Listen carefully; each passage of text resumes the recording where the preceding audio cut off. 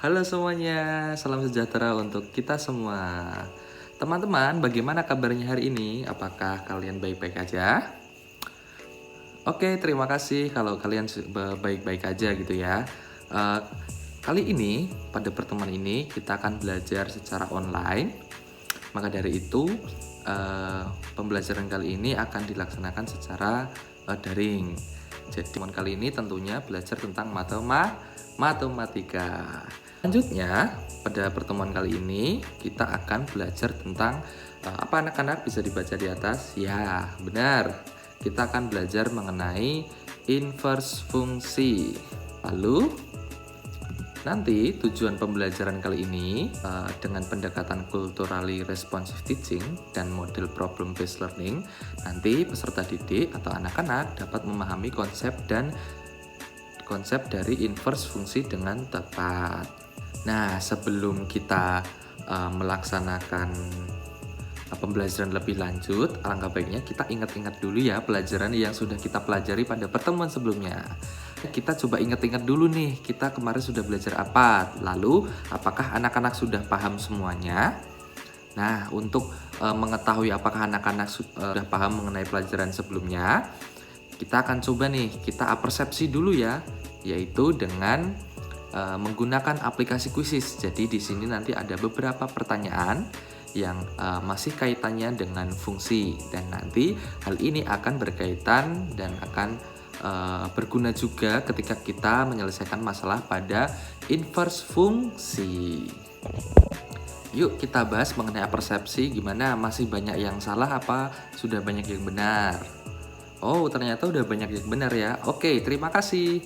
Oke, kita bahas satu persatu dulu ya, biar anak-anak yang belum paham bisa semakin paham dengan kita bahas soal persepsi yang Bapak berikan. Oke, yang pertama tadi diberikan fungsi fx sama dengan 3x plus 5 jika fx sama dengan 2, lalu berapakah nilai x?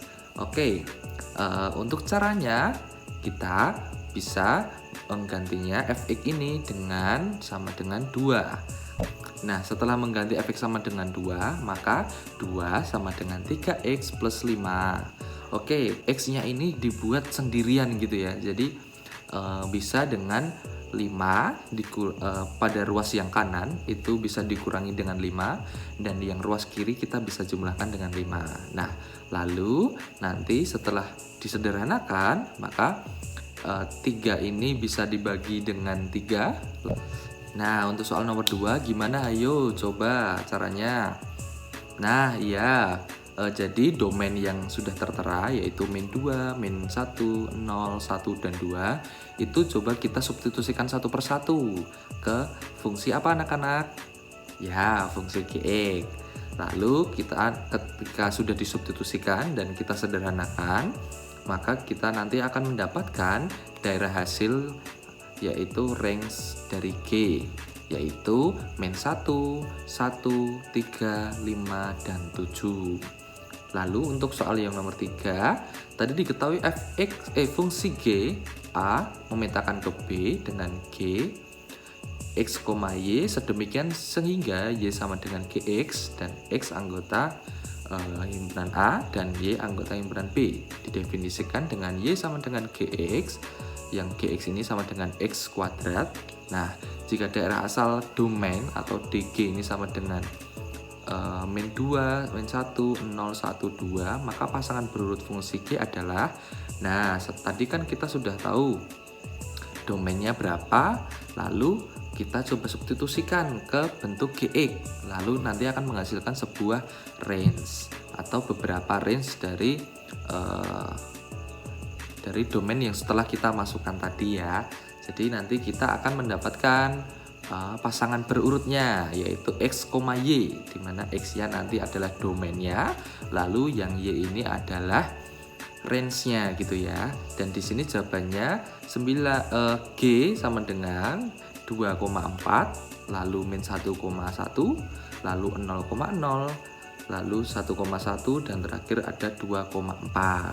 Sampai sini udah paham anak-anak?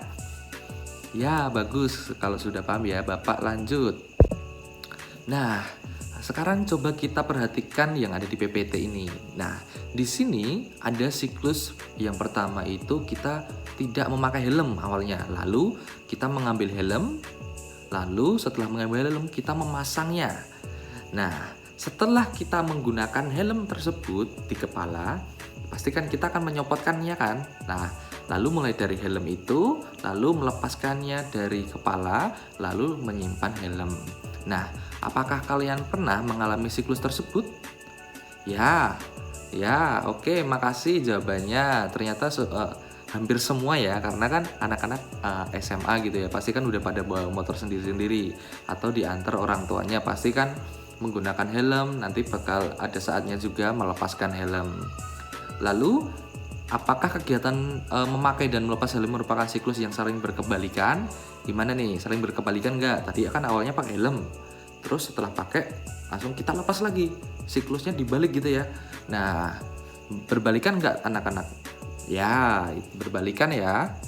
Selanjutnya, kita nanti akan belajar mengenai inverse fungsi, di mana inverse fungsi ini adalah kalau mendengar kata inverse kan berarti kebalikan gitu ya.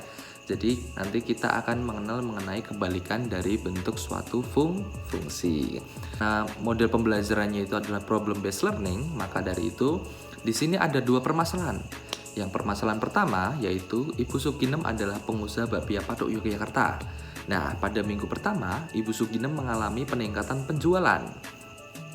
Lalu secara berturut-turut Ibu Suginem dapat menjual sebanyak 50, 100, 150, 200, 250, 300, dan pada hari Minggu sebanyak 350 box.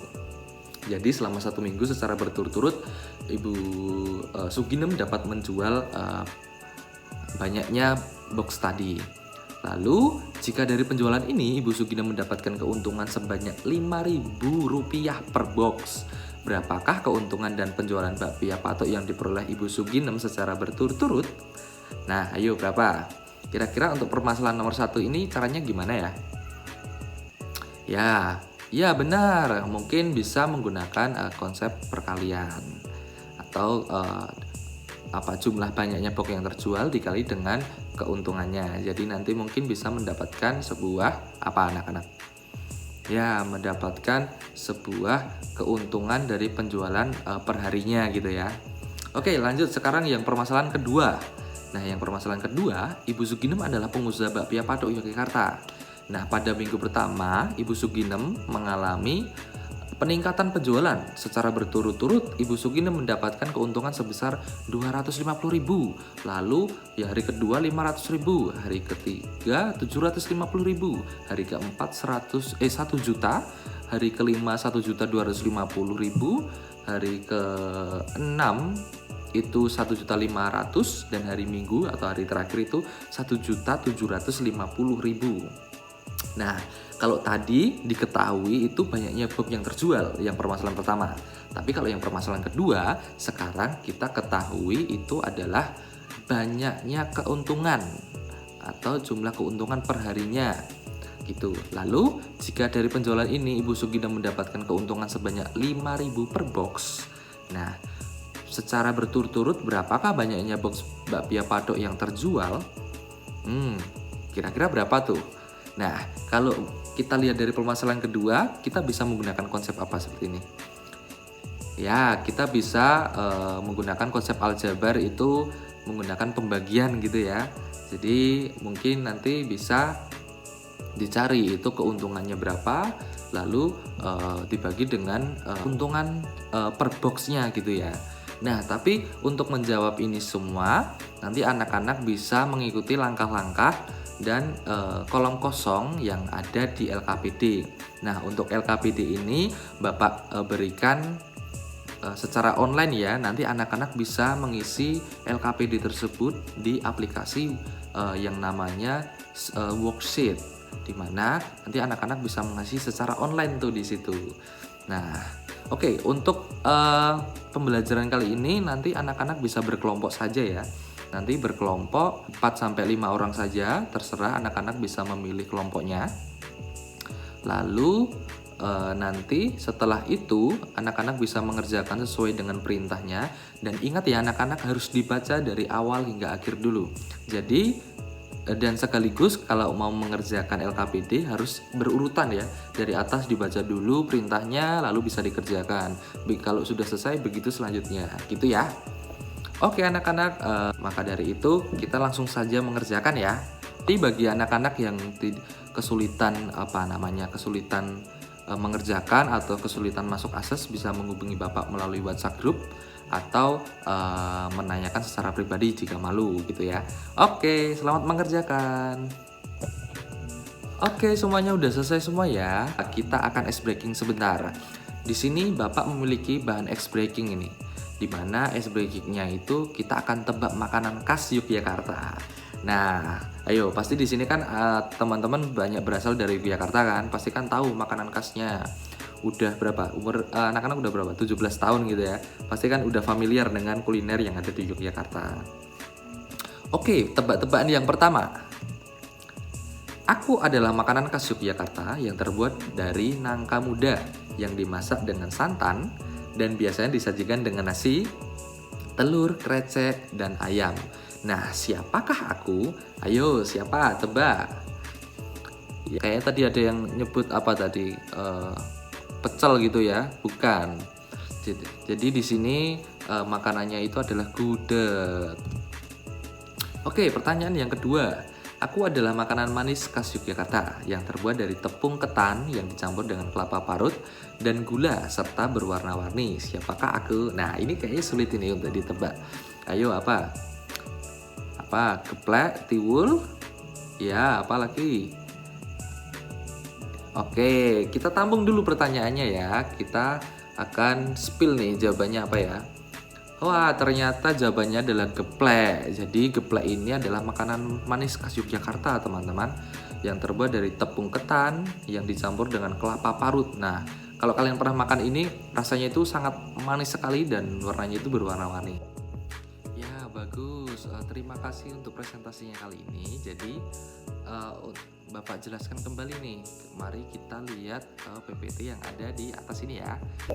Oke, kita bahas ya untuk pemetaan fungsi dan pemetaan inverse fungsi. Nah, tadi pada permasalahan pertama itu ternyata apa anak-anak? Ya, kita telah menggunakan konsep fungsi gitu ya, dimana fungsinya itu 5000X. Nah, tadi misalkan jumlah box bakpia yang terjual itu misalkan kita ambil 50 box.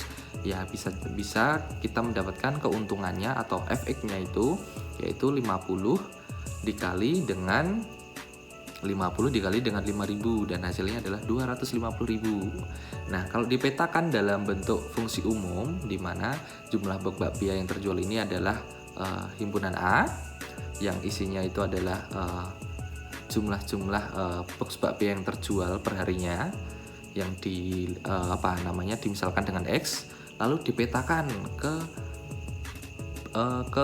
himpunan B, di mana himpunan B ini adalah FX-nya atau keuntungan yang didapatkan dalam penjualan box per harinya gitu ya. Nah, ternyata lalu pada saat permasalahan kedua ternyata kita hanya menemui yang namanya keuntungan yang didapatkan, tapi kita belum tahu nih jumlah boxnya yang terjual itu berapa. Nah, itu kan berarti tandanya adalah kebalikan dari permasalahan yang pertama. Jadi bisa dikatakan domainnya ini adalah keuntungan yang didapatkan, lalu dipetakan ke jumlah box bakpia yang terjual. Ya, inverse fungsinya kalau kita menjadikan fungsi inverse atau inverse fungsi itu menjadi F inverse X sama dengan X per 5.000. Jadi tadi keuntungannya berapa? 250.000. Kita masukkan, kita bagi dengan 5.000. Jadi dari sini kita dapat simpulkan bahwa pemetaan fungsi dan pemetaan inverse fungsi tadi menandakan bahwa inverse suatu fungsi itu adalah kebalikan dari fungsi sebelumnya. Jadi ketika fungsi, misalkan contoh sederhana yang permasalahan tadi, itu fungsinya menggunakan konsep perkalian. Nah, lalu untuk inverse-nya itu kita balikan. Jadi kebalikan dari perkalian yaitu dengan menggunakan pembagian. Jadi itu pada permasalahan yang kedua yang kita sebut sebagai inverse fungsi. Sampai sini paham anak-anak? Ya, nah secara umum, jadi inverse dari sebuah fungsi adalah operasi yang membalikkan fungsi tersebut. Jika fungsi f memetakan suatu elemen x ke elemen y dinyatakan sebagai fx sama dengan y, maka inverse dari fungsi f yang dituliskan sebagai f inverse memetakan y kembali ke x, sehingga dapat kita simpulkan adalah f inverse y sama dengan x. Jadi tadi intinya adalah permasalahan pertama itu fungsinya, lalu dari fungsi itu pada permasalahan kedua itu kita balik untuk mencari apa anak-anak?